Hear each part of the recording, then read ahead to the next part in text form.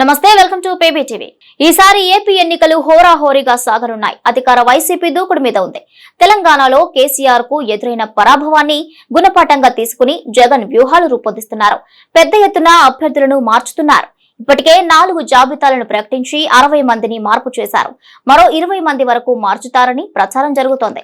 కేవలం తెలంగాణలో సిట్టింగులపై వ్యతిరేకతతోనే కేసీఆర్ ఓడిపోయారని గ్రహించి జగన్ ఈ కీలక నిర్ణయాలు తీసుకుంటున్నారు. మరోవైపు టీడీపీ అధినేత చంద్రబాబు సైతం తెలంగాణ ఎన్నికల్లో కాంగ్రెస్ గెలుపు ఫార్ములాను అనుసరిస్తున్నారు. ఎన్నికలకు 6 నెలల ముందే రేవంత్ రెడ్డి కేసీఆర్ సర్కార్ వైఫల్యాలను ఎండగట్టారు. కేవలం కేసీఆర్ సర్కార్ పై వ్యతిరేక వ్యాఖ్యలు చేశారు. అవినీతిని సైతం ప్రస్తావించారు. వీటికి సంబంధించి వీడియోలను విడుదల చేశారు. అవి ప్రజల్లోకి బలంగా వెళ్లాయి. ఇప్పుడు అదే పని చంద్రబాబు చేయాలని భావిస్తున్నారు. జగన్ సర్కార్ పై నెగటివ్ వచ్చేలా వీడియోలను రూపొందించి విడుదల చేసేందుకు టీడీపీ కసరత్తు చేస్తోంది. పూర్తిగా డిజిటల్ ప్రచారానికి మొగ్గు చూపుతున్నట్లు తెలుస్తోంది. ఒకవైపు అనుకూల మీడియా ద్వారా జగన్ సర్కార్ పై వ్యతిరేకతను పెంచేలా చంద్రబాబు పావులు కదుపుతున్నారు. అదే సమయంలో సందేశాత్మక వీడియోలతో ప్రజల్లోకి వెళ్లాలని భావిస్తున్నారు.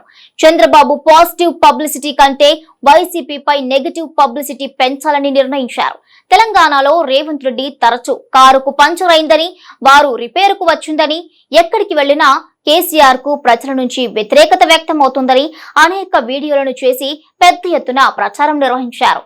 అవి ప్రజల్లోకి బలంగా వెళ్లాయి. ఇక ఈ ప్రయత్నంతోనే తెలంగాణలో కాంగ్రెస్ అధికారంలోకి రాగలిగింది.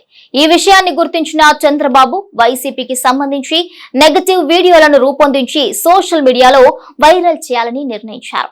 పూర్తిగా ఈ 5 ఏళ్లలో వైసీపీ పాలనా వైఫల్యాలను ప్రజల ముందు ఆవిష్కరించాలని డిసైడ్ కావడం గమనార్హం.